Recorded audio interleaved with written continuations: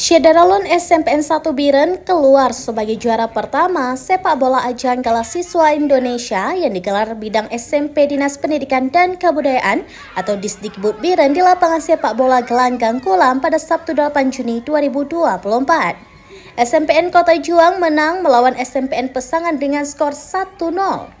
Gol diperoleh melalui tendangan bebas pada menit ke-47 pada babak kedua oleh Muhammad Arif dalam durasi pertandingan 25 menit setiap babak. Dengan hasil tersebut, SMP Kota Juang Biren akan mewakili Biren ke ajang Gala Siswa tingkat Provinsi Aceh dalam waktu dekat.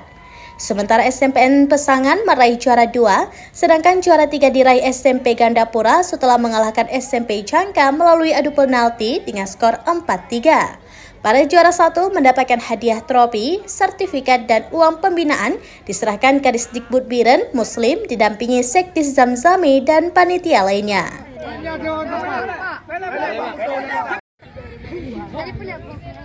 Muntazah, sangat baik kali ini Muntazah. Adanya kabagi ya.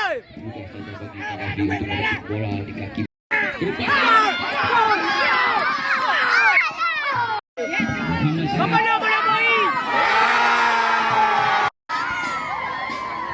Jenjang SD dan SMP.